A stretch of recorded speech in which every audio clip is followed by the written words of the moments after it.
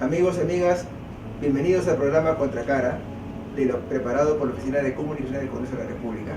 En esta oportunidad entrevistaremos al doctor Edmundo Murugara Florea, 3 veces senador de la República y figura señera de la izquierda en el Perú. Él ha sido fundador del partido Vanguardia Revolucionaria y fundador del Frente Izquierda Unida.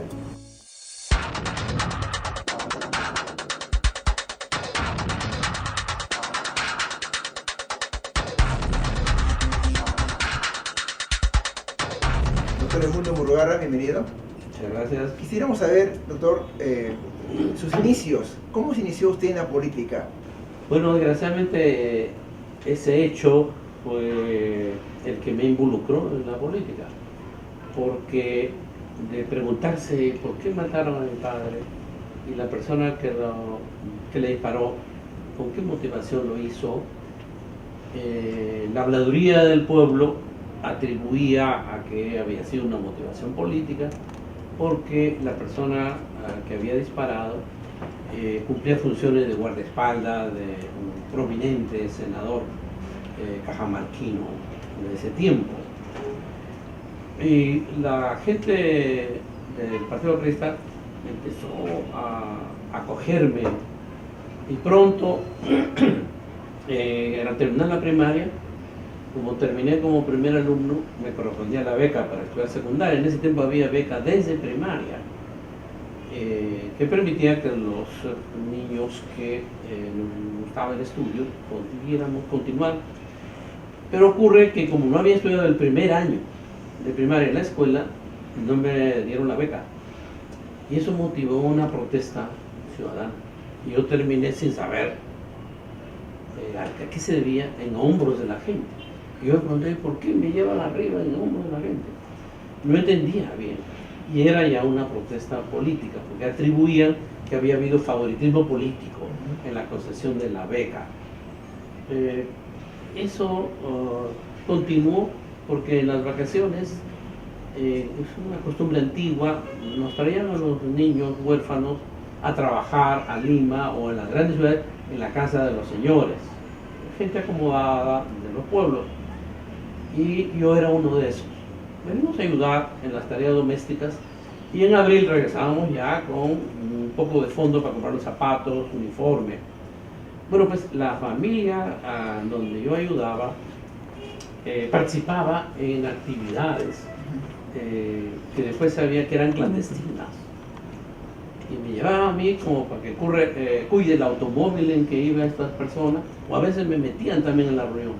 Yo lo que hacía es recoger volantes, revistas, figuritas, y me las acumulaba y las llevaba de regreso a mi pueblo.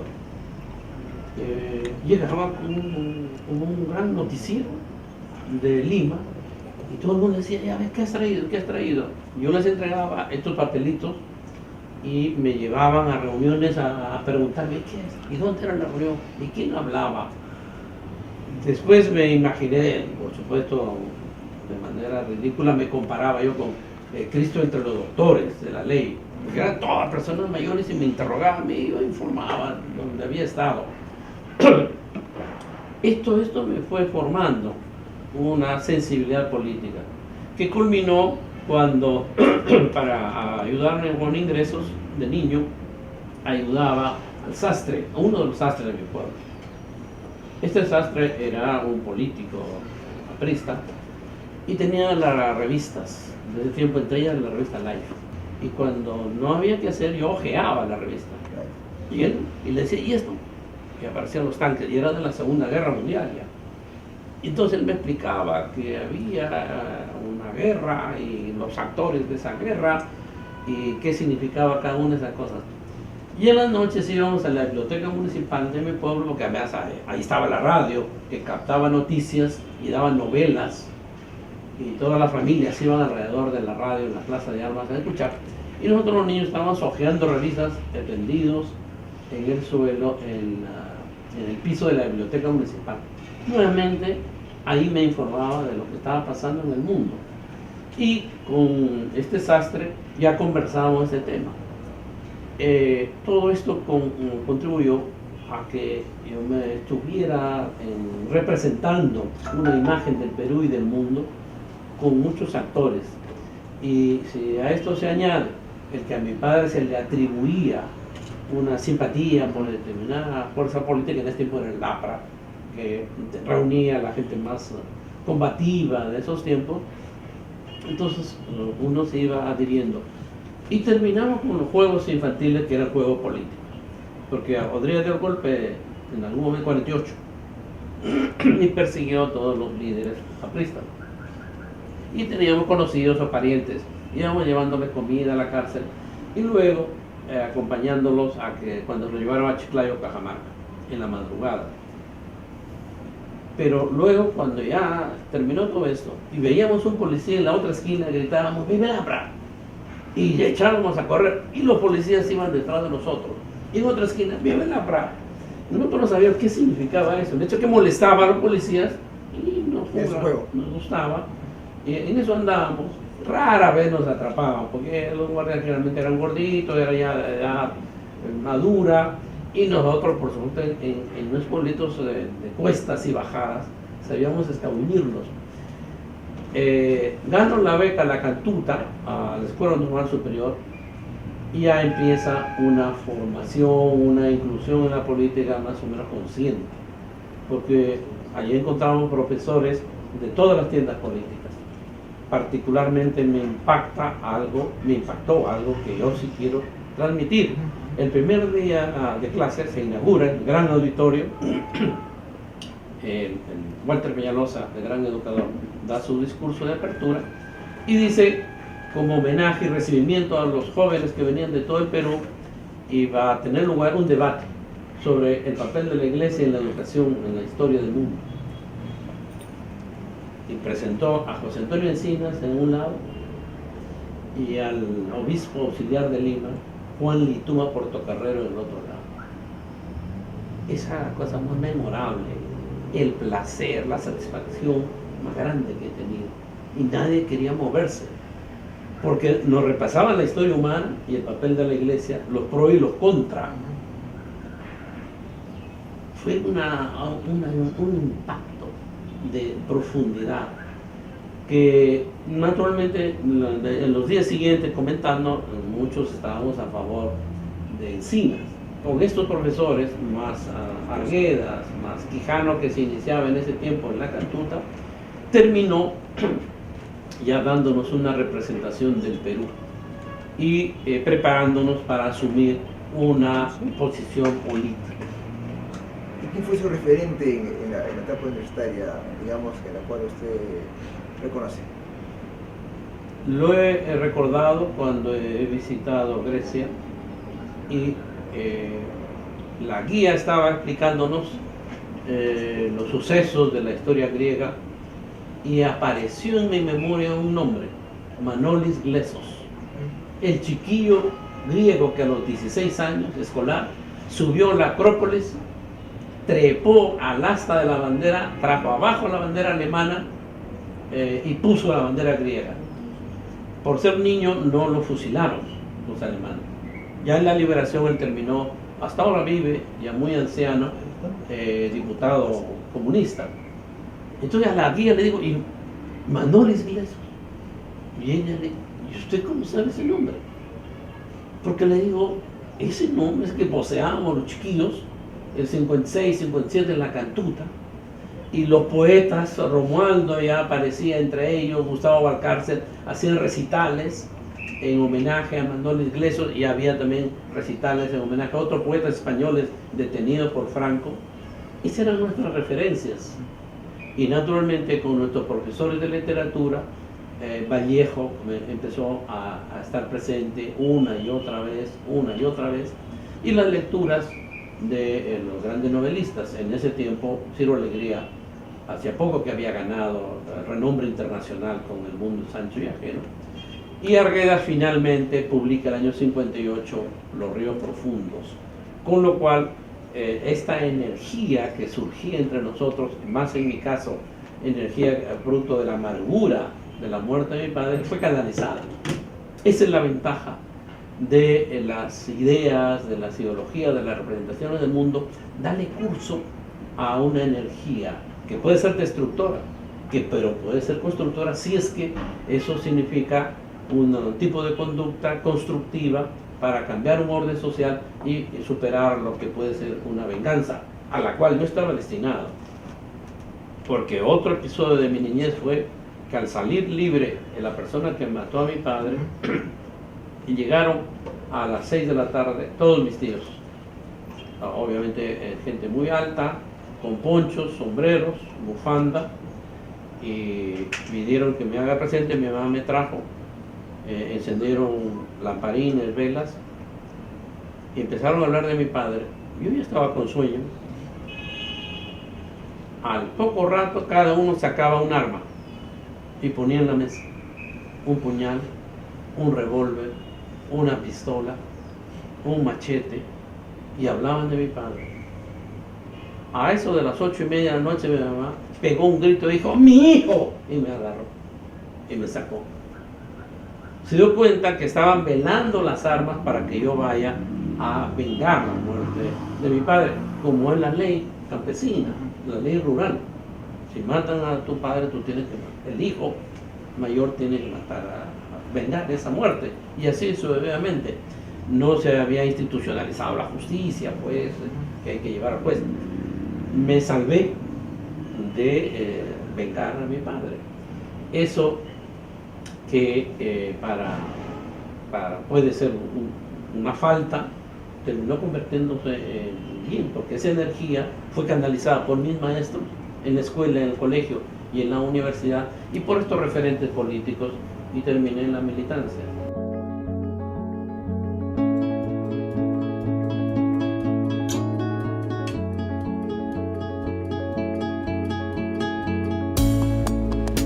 Doctor Edmundo Murgarra, hacemos una pausa, por favor, para incursionar en su experiencia como senador de la República.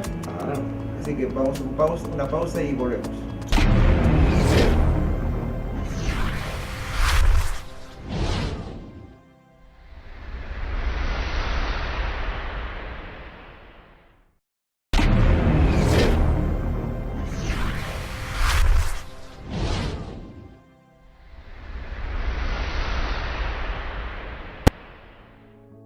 Regresamos con el doctor Edmundo Murgarra en el programa Contracara.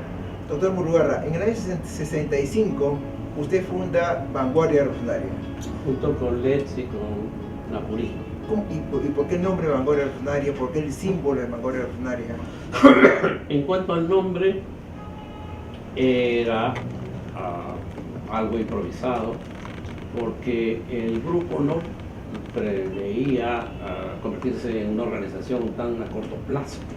Pero ocurría que el MIR venía preparando la guerrilla, lo mismo del Ejército de Liberación Nacional, y sabíamos que ellos iniciarían pronto su acción militar.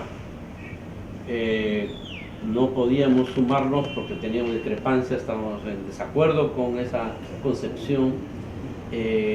Más bien nuestra opción siempre fue con los trabajadores, particularmente con los millones de comuneros que luchaban por recuperar la tierra, pero había que estar de todas maneras no desentonando.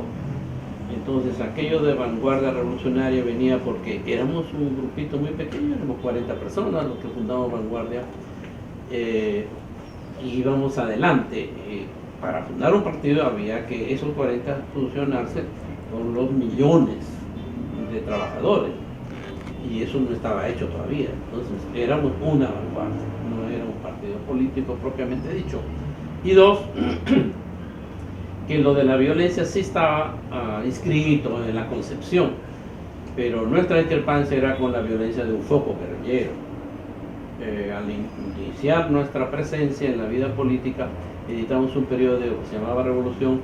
Uno de los primeros números tiene un gran titular que dice: Fidel se equivoca, así decía.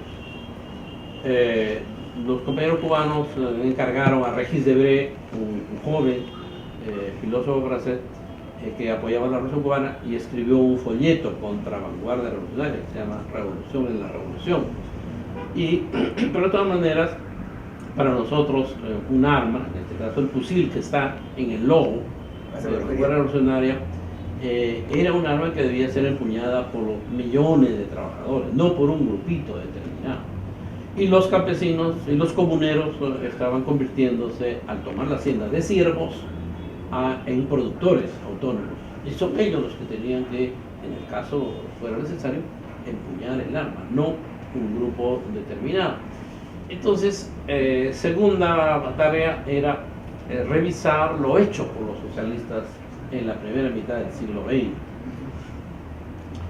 Vanguardia Revolucionaria surge porque tanto el modelo de la Unión Soviética como el modelo chino no nos convencían, no eran lo que nosotros hubiésemos querido como socialismo para el Perú, y tampoco la prédica trotskista ni la fidelista.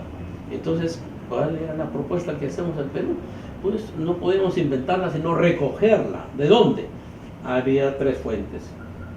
Uno, lo que habían iniciado los socialistas en el siglo XX, desde Encinas, en Puno, Mariátegui, Castro Pozo en Piura, Churata, Valcárcel, terminando con Arguedas. Entonces había que estudiar esa experiencia.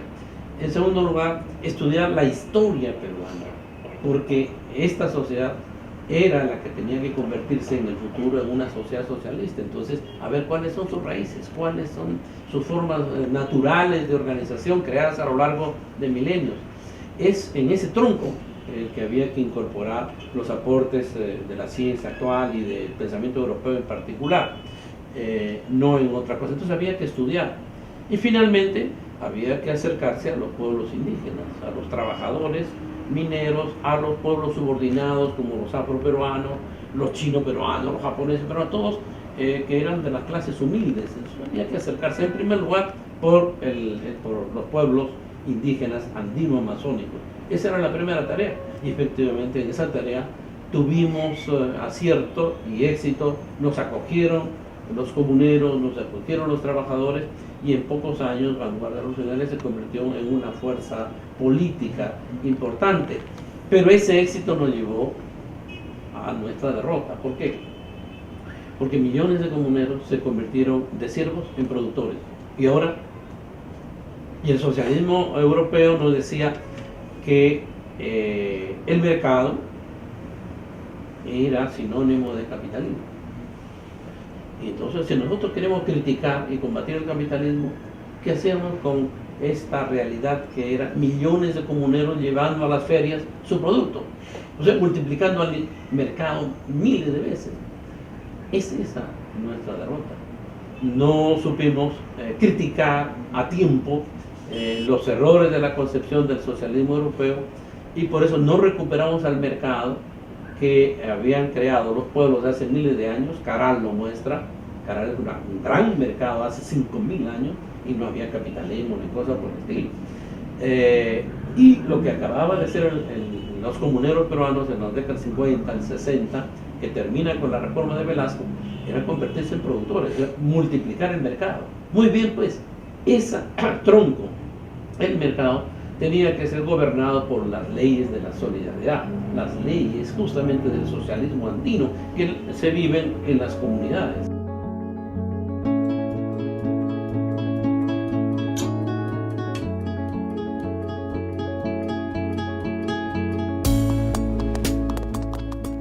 Y el año 68 irrumpe Juan Velasco Alvarado en el gobierno y, digamos, entrega la tierra a los campesinos. Y ahí se consolida, digamos, estas ideas de socialismo peruano que ustedes estaban, digamos, estudiando. Claro, tuvimos acuerdo con ellos. El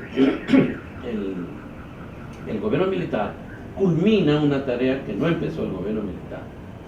Es el debate de si fue para evitar que estos millones de comuneros hicieran adherencia al comunismo, es que hicieron ellos la reforma agraria, o cuál fue el objetivo. El hecho es que algo de eso hubo. Las reflexiones de los coroneles que fueron a combatir la guerrilla del 65 apuntan a algo de eso, de si no hacemos un cambio, esto la próxima vez será de verdad, ya no será un grupito guerrillero, sino serán millones de comuneros. Entonces aceleraron eso. Pero esta recuperación de la tierra la venían haciendo los comuneros desde siempre, desde que llegaron los españoles, Y en el siglo XX se aceleró muy fuertemente cuando en el sur los terratenientes tenían que atender los pedidos de Inglaterra de más lana. Y eso significaba quitarle la poca tierra que quedaba a las comunidades de las partes altas de Puno, de Cusco, que resistieron, por supuesto. Y todas las 3 primeras décadas del siglo XX han sido prácticamente una guerra entre los hacendados, apoyados con la policía y el ejército peruano, y los comuneros. Justamente hubo oficiales del ejército peruano que vieron esta injusticia, esta barbaridad, y se pasaron al lado de los comuneros. El caso de Teodomiro Gutiérrez, que se puso el nombre de Rumimaki y se pasó al lado de los campesinos, porque vio que eso era injusto. Entonces, esta tarea se llevó a cabo al lado de otra que venía ya con influencia que traíamos nosotros, porque al no ir a la guerrilla y hacer esta aplastada no solo en el Perú, en gran parte de América Latina, acordémonos que el Che Guevara muere en Bolivia esos mismos años, los años siguientes. Entonces, ¿qué hacemos? Bueno, hay que estudiar más. Estamos en la calle todavía y hay que estudiar el marxismo europeo, el socialismo europeo. Entonces empezamos a enviar jóvenes. Yo mismo fui a Francia a estudiar esto, y cuando vinimos ya vinimos con el aporte de las juventudes que desde los hippies de San Francisco hasta mayo del 68 en Francia incorporaron la alegría de vivir, el gozo de la juventud como un ingrediente fundamental de la actividad política. Y eso justamente es lo que conocíamos de cerca ya cuando hemos estado en Europa. Ocurría en los países llamados de la Unión Soviética. Había las juventudes que no solamente querían ser, como denunciaba Che Guevara, chanchos gorditos, bien alimentados, sino que querían libertades y gozo y alegría para crear y vivir. Y eso no lo tenían con este modelo de socialismo. Entonces nosotros traíamos esas ideas, esas sensibilidades acá. Justamente se produce un primer debate en el grupo de Vanguardia Revolucionaria, porque desde aquí había pronunciado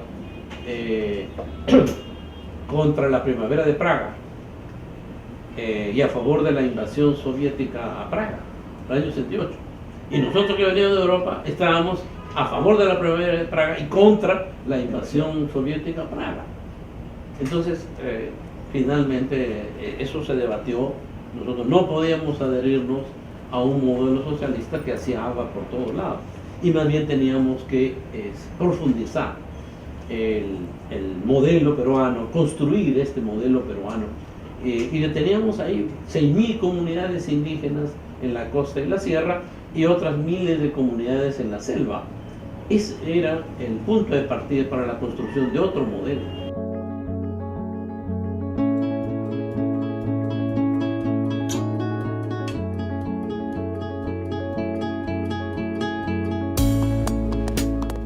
En el año 80 usted, digamos, irrumpe en el Senado de la República con estas ideas izquierdistas, esta izquierda de reglamentación de las comunidades agrarias y de las comunidades sindicales, digamos, ¿no?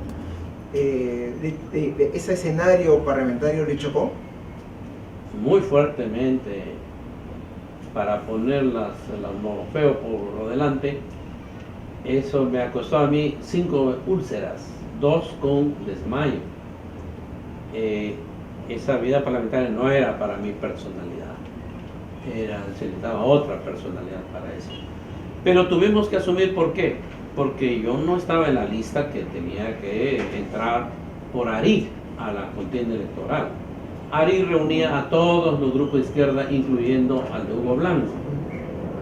Pero en la puerta del jurado de elecciones, Hugo Blanco no quiere que estén en la lista Gustavo Mome, porque era empresario, y que no estén los que habían sido generales de Velasco Alvarado, Fernando Maldonado y otros. Rodríguez. Entonces, él no quería que estén en la lista. Entonces se rompió ARI. En la puerta del jurado. En la puerta del jurado, Blanco inscribió una lista y nosotros tuvimos que improvisar una lista en ese momento. Entonces yo aparecí ahí de senador en el año 80. Malpica también, y terminamos siendo elegidos. La ventaja que teníamos los que postulábamos al Senado era que todo el Perú podía votar por un senador o senadores. no era por regiones, sino por todo el Perú. Entonces, nuestro trabajo político nos había permitido hacernos presentes en todos los rincones del Perú, y de todas partes aparecían 15, 20, 30, 150 votos, y al final sumábamos. Y por eso es que 3 veces me colocan en el Parlamento. Entonces, sin querer, terminé de parlamentario, y por eso es que mis paisanos, al regresar en los carnavales, como ahora, a mi tierra, me sacaron mi copla, pues, ni vuelta que darle. Hoy todo el mundo, si tú vas a Cajamarca o a cualquier pueblo, te van a sacar una copla, identifican quién eres, de qué eres, de qué onda, qué inclinación, y te cantan algo. Es una rima muy sencilla que sigue pautas muy tradicionales. A mí me la dijeron y decía así: en mi tierra no hay trabajo, en mi tierra no hay trabajo, ni guardián de campanario, ni guardián de campanario. Por eso es que me he metido, por eso es que me he metido, disque de parlamentario, disque de parlamentario. Y era una crítica social, o sea, de desocupado, de no tener que hacer, terminé de parlamentario, algo de eso había. Doctor, hacemos una segunda pausa, por favor, para continuar con esta conversación interesante, y volvemos en unos minutos.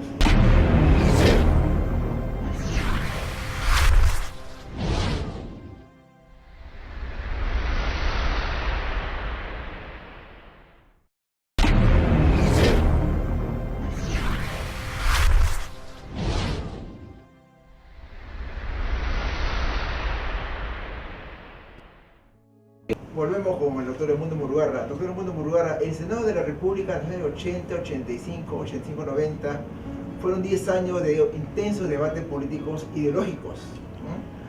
Cuéntenos, por favor, esa relación que tuvo usted un hombre de izquierda, con los líderes de Acción Popular, ¿no? Los líderes del PPC. Hablamos de Enrique Cristina Soto, hablamos de Javier Vallarriestra, de Alberto Sánchez. Ese debate, digamos que ahora señora, ¿cómo era en ese momento?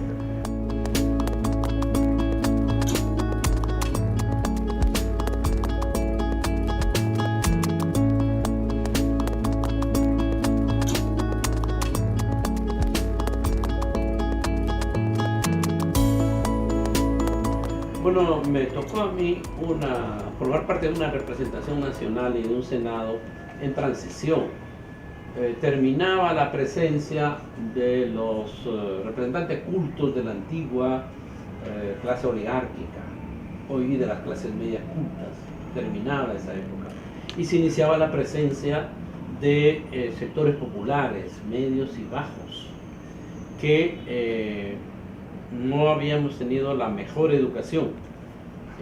Habíamos apenas mordido, como es el caso de uno de nosotros, los últimos atisbos de buena educación, como el caso de, yo estudié en una escuela prevocacional urbana, es decir, salimos con oficio, porque teníamos talleres en las tardes y en las mañanas las clases.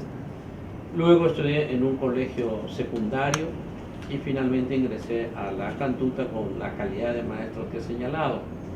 Pero eso terminó en la década de los 50.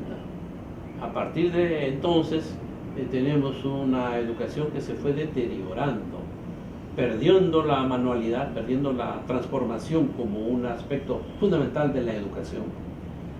No hay más colegios industriales, no hay más colegios donde lo gradúen a uno ya desde la primaria en algún oficio, y menos en la secundaria. Y la universidad se deterioró totalmente. Fue muy negativa la influencia del APRA y del socialismo de ese tiempo, la izquierda colonial, le llamo yo, que queríamos que los jóvenes entraran a como dé lugar a la universidad, sacrificando la calidad académica. Al querer hacer un favor, hicimos un grave daño, porque terminamos todos con título universitario, pero ¿con qué calidad?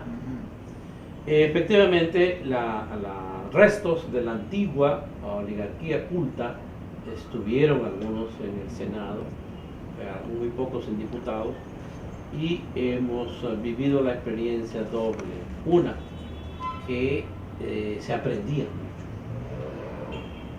se aprendía a hablar, en primer lugar, a armar un discurso, y ahí el gordo Polar era un maestro en todos nosotros, nos indicaba qué fallas había habido en nuestro discurso, aparte del contenido, que él estaba en discrepancia, Claro, pero el contenido, decía, fallaste en esto, no sabías terminar, has dado 20 vueltas, ya has arruinado lo bueno que dijiste, aburriéndonos porque no sabías cómo terminar un discurso. Y la clave del discurso es saber terminarlo, decía. O aprender derecho internacional, derecho en sus diferentes facetas. Nosotros no veníamos con una cultura jurídica y allí descubrimos que teníamos gratis a grandes maestros de la jurisprudencia. Entonces, ya para no entretenernos, en mi caso yo fomenté esto a sabiendas, para que no me aburriera y me angustiara, armar debates con inquina. Como sabíamos quién llegaba tarde y quién llegaba temprano. Al que llegaba tarde lo amparábamos en la puerta diciendo, ¿es cierto lo que dice, por ejemplo, Chirino? Decíamos a Vallarriesta, ¿qué dice? Que tú sabes de habeas corpus porque has leído unos folletitos, pero no tienes una formación sólida. La palabra, señor presidente, inmediatamente, y teníamos, y el Chirino no había dicho eso, nosotros le metíamos inquina. O sea, era una travesura. Una travesura para primero no aburrirnos, hacer una cosa alegre, más llevadera, y dos, para que se debata sobre el habeas corpus. Entonces Vallarriesta empezaba sus clases del siglo XII, cómo se generó esta figura del derecho, y así inventábamos los debates entre Rolando Breña y Alberto Sánchez. Alberto Sánchez llegaba a las 8 en punto, no antes. Entonces le decíamos a uno de los aprecios, oye, dile que Breña ha dicho tal cosa. Entonces, ¿verdad, Luis Alberto? Que lo que dice Breña, que cuando tú has sido rector, él era presidente de la federación, tú no quisiste aprobar ampliación de presupuesto para el comedor, a los jóvenes. La palabra, señor presidente, dice Luis Alberto. Y ya teníamos una hora de repaso de la universidad peruana. En fin, ahí descubrimos que era el té inglés, porque había unos amigos senadores que tenían ya restricciones de salud, y para emocionarse y entonarse decían, pero si quieres que hablemos de eso, pídeme un té inglés.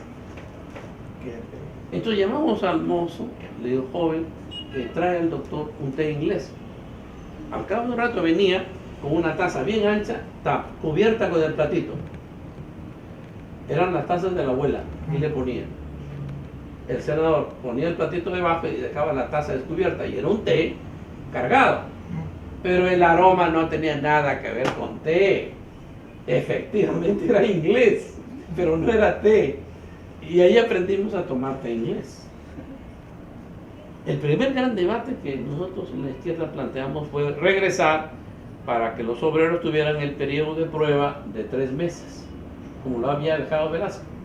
Y Morales Bermúdez lo había llevado a 1 año. Entonces, pues, seguimos argumento, ¿por qué debería ser 3 meses? La Alianza Acción Popular PPC argumentó que debía permanecer 1 año. Terminado el debate, vamos a la votación, dijo el presidente del Congreso. Y un senador del PPC pidió la palabra. No, señor, ya se terminó el debate. Ya estamos en votación. Señor, insistió, yo nunca hablo, efectivamente, nunca he hablado. Esta vez quiero hablar porque yo conozco la materia, yo soy empresario. Bueno, ya, tengo 1 minuto. No, medio minuto, le dijo el senador. Yo soy empresario, hace 55 años. Los señores de izquierda dicen 3 meses. Mi bancada dice 1 año. A mí me basta 1 semana para saber si un trabajador se queda trabajando en mi empresa o no.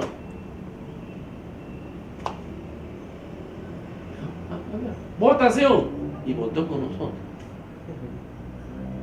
Te rompió todo el esquema. No era un reaccionario, empresario. Pero mira la honestidad cuando está por delante.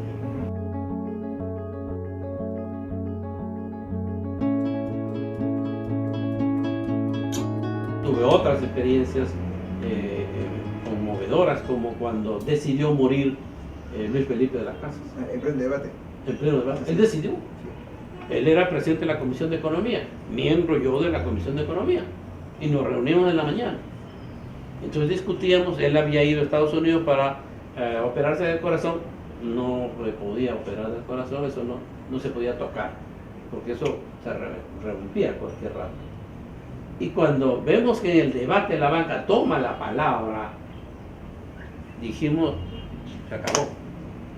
Porque él era una persona muy apasionada, muy emotiva y fogosa. Entonces nos pusimos, agarramos de las bancas, del curul, listos para atenderlo.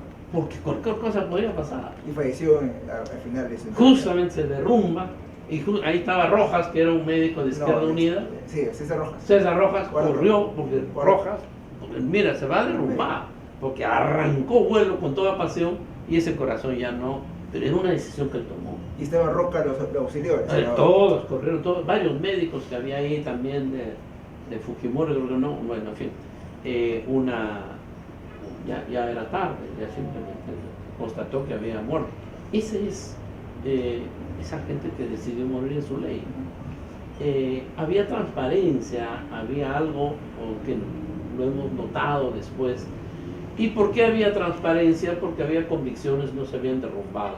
Hoy se habla de la necesidad de renovar la política peruana y de la representación parlamentaria en particular.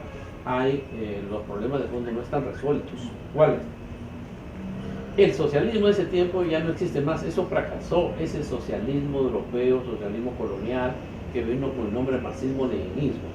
Hay que criticarlo y terminar de hacer la crítica. Desgraciadamente las universidades tal como están no pueden hacerlo.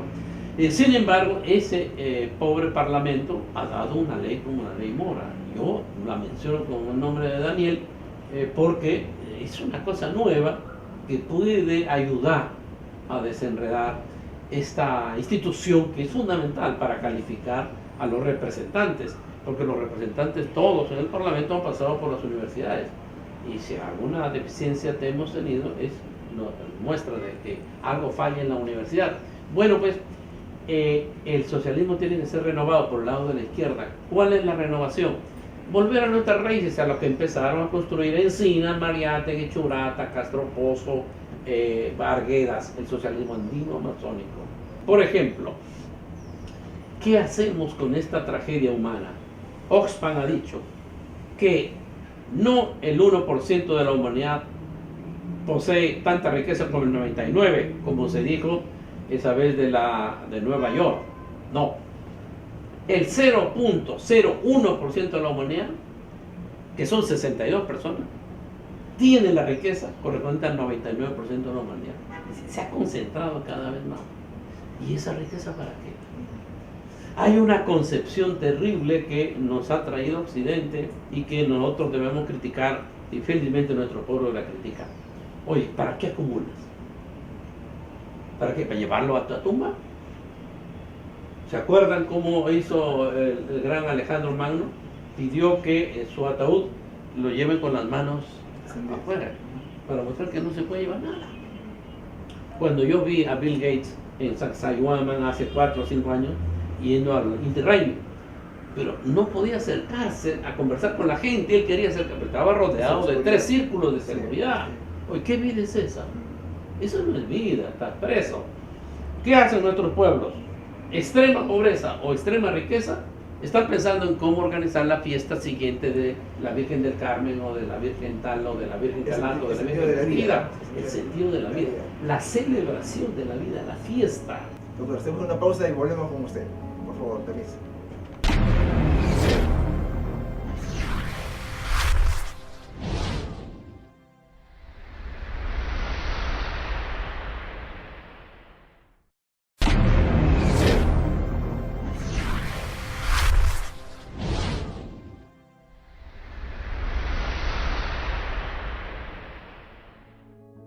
Doctor Edmundo Murgarra, el 5 de abril del año 92 hubo el quiebre del orden constitucional y usted fue literalmente, con otros señores congresistas, despedidos del Parlamento, ¿no? ¿Cómo fue ese momento? Cuéntanos muy puntualmente.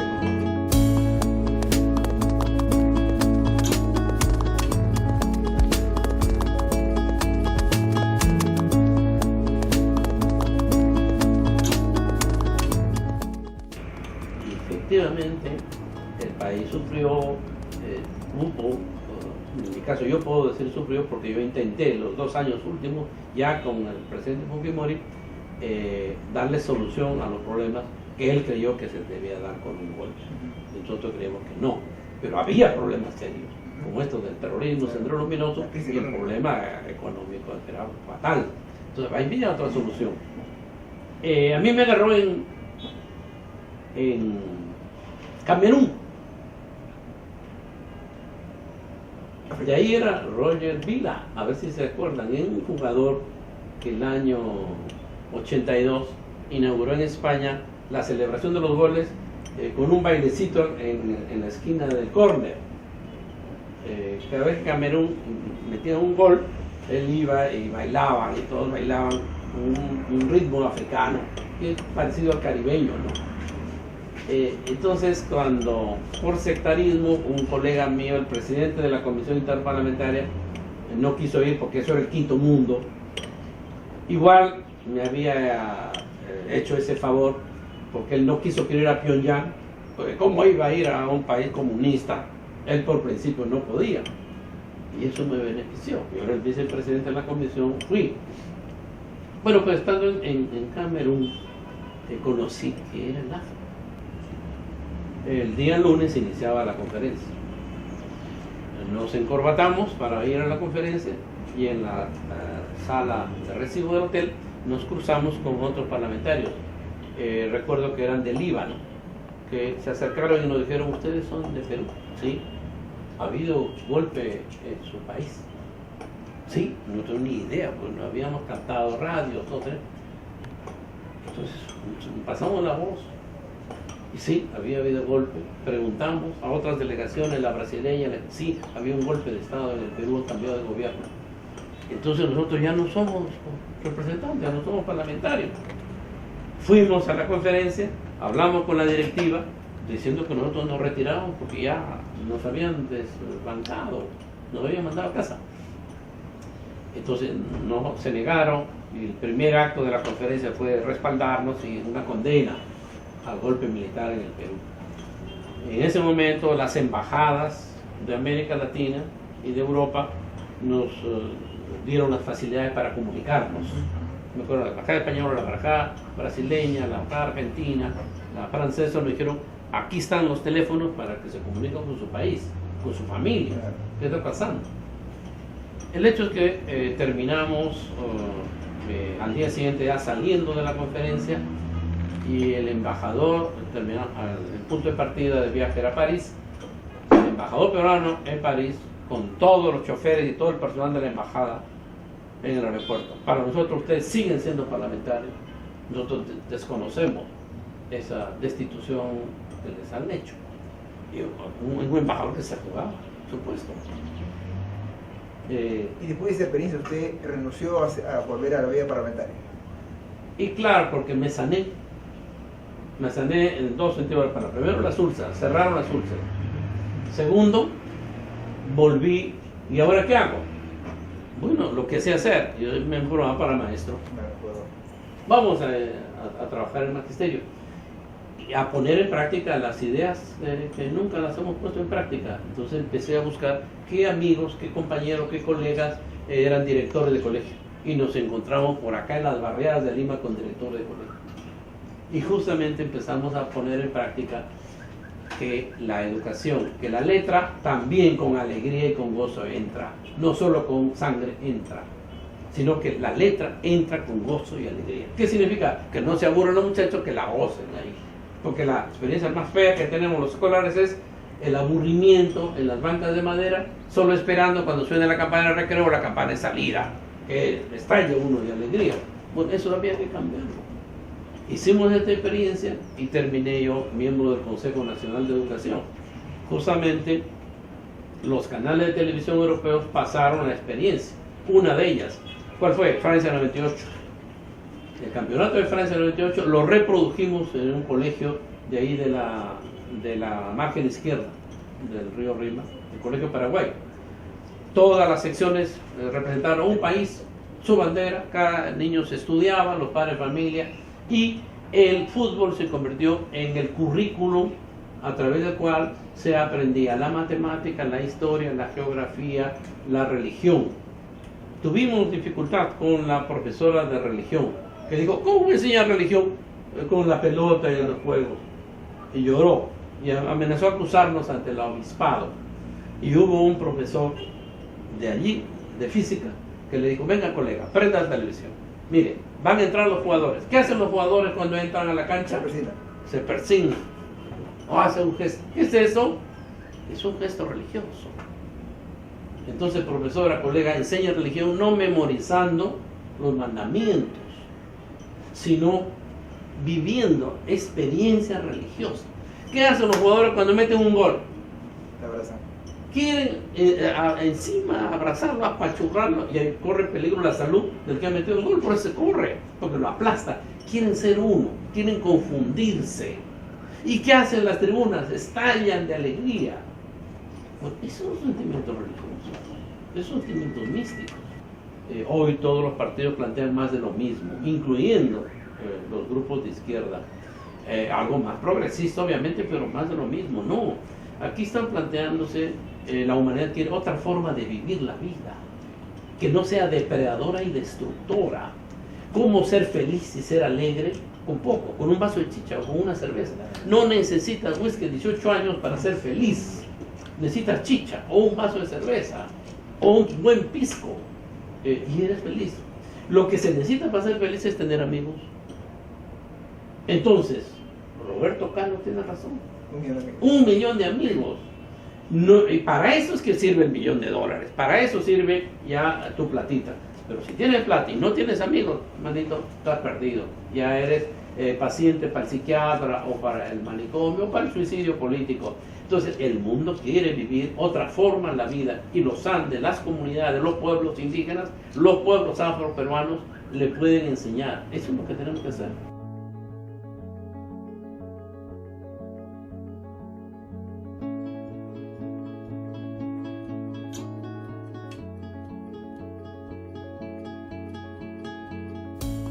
Muchas gracias por su sintonía del programa Contracara, programa producido por la Oficina de Comunicación del Congreso de la República. Doctor, muchas gracias por su participación. Por favor, permíteme multarlo por su tiempo. Tú testigo de esto. Y realmente hemos sido partícipes de varias circunstancias.